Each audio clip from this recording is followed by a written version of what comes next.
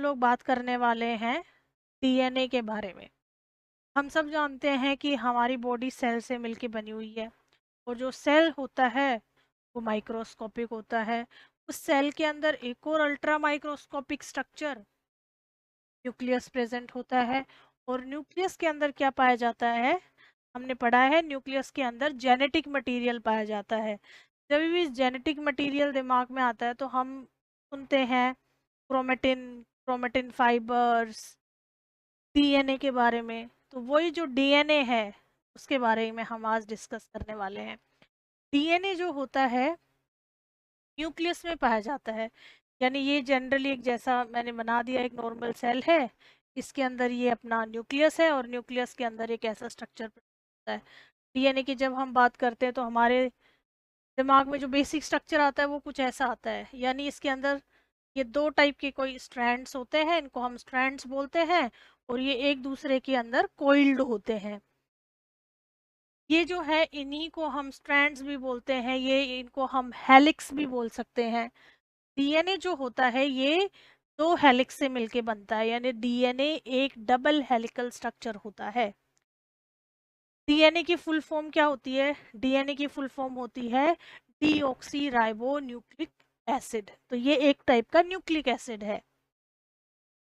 अगर हम इसके साइलेंट फीचर्स की बात करें, कैरेक्टरिस्टिक फीचर्स, तो कुछ मैंने यहाँ मेंशन किए हैं, उनके बारे में हम जल्दी से डिस्कस कर लें।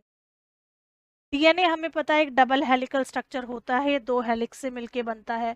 अब ये जो थ्रेड लाइक स्ट्रक्चर ऐसा दिख रहा है, ये एक्चुअली कोई थ्रेड लाइक स्ट्रक्चर नहीं है, ये न्यूक्लियोटाइड से मिलके बना हुआ स्ट्रक्चर है। न्यूक्लियोटाइड्स क्या होते हैं हम डिस्कस करेंगे वो अभी।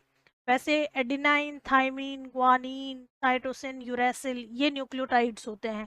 तो ये न्यूक्लियोटाइड से मिलके बनता है ये स्ट्रैंड। डबल हेलिकल स्ट्रक्चर होता है, यानी दो हेलिक्स से मिलके बना हुआ है। ये दोनों की दोनों हेलिक्स एक दूसरे के अंदर गुथी हुई होती हैं, कोइल्ड होती हैं, पेयर्ड होती हैं,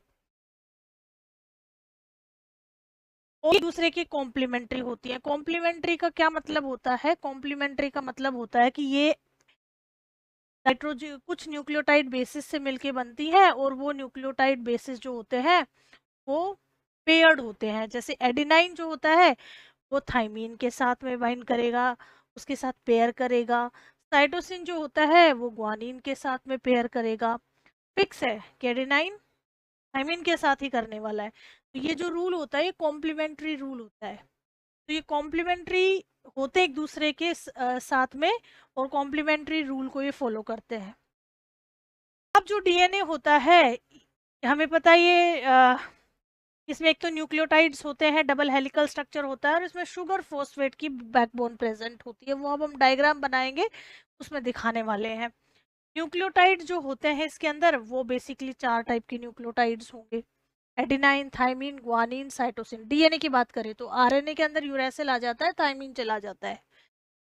अब देखो बच्चों, ये जो न्यूक्लियोटाइड की अगर हम कंपोजिशन की बात करें तो हमें पता है ये पूरा डीएनए जो होता है, ये जो मैंने थ्रेड जैसा स्ट्रक्चर, हेलिकल स्ट्रक्चर जो बनाया हुआ है, ये अपना न्यूक्लियोटाइड से मिलकर बना है। यानी हम बोल सकते हैं कि न्यूक्लियोटाइड बेसिकली जो है these are the building blocks of the DNA.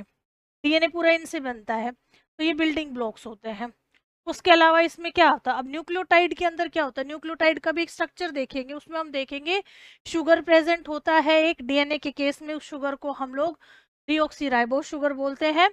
उसके अंदर फिर उसके अलावा एक फॉस्फेट ग्रुप इसके अंदर प्रेजेंट होता है, और नाइट्रोजीनियस बेसिस प्रेजेंट होते हैं। ये तीनों चीज मिलके और फिर आपका क्या है, बेसिकली न्यूक्लियोटाइड को कंपोज करती है। नाइट्रोजीनियस बेसिस जो है वो A represents adenine, T represent thymine, G represents guanine, C represents cytosine. अब देखो बेस पेयरिंग का मतलब क्या होता है? बेस पेयरिंग का मतलब होता है कि ये जो नाइट्रोजीनियस बेसिस होते हैं इनका फिक्स्ड होता है कि एडेनिन जो है वो हमेशा पेयर करता है थाइमीन के साथ, जबकि ग्वानिन जो है वो हमेशा पेयर करेगा साइटोसिन के साथ में। और क्या होता है, ये इनके बीच में ये पेयरिंग के बीच में ये जो मैंने डबल दिखाई ये हाइड्रोजन बॉन्ड्स हैं। ये क्या है? हाइड्रोजन बॉन्ड्स हैं। और ग्वानिन और साइटोसिन के बीच में भी क्या है? हाइड्रोजन बॉन्ड है। इनके बीच में है वो ट्रिपल हाइड्रोजन बॉन्ड हो गया है, और यहाँ पे क्या है आपका? Double hydrogen bond.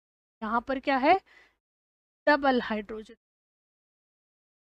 ये डबल हाइड्रोजन प्रेजेंट है। वही चीजें मैंने यहाँ पे मेंशन की हुई है, adenine pairs with thymine, adenine pairing with thymine, double hydrogen bond is present, guanine pairs with cytosine, यानी ट्रिपल हाइड्रोजन बॉन्ड है।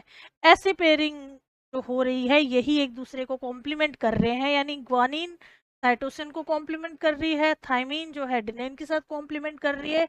इसी रूल को हम कॉम्प्लीमेंट्री रूल बोलते हैं, क्योंकि ये कॉम्प्लीमेंट्री रूल को फॉलो कर रही हैं तो हम बोलेंगे कि नाइट्रोजीनियस बेसिस जो होते हैं वो पेयर कर रहे हैं कॉम्प्लीमेंट्री मैनर के अंदर।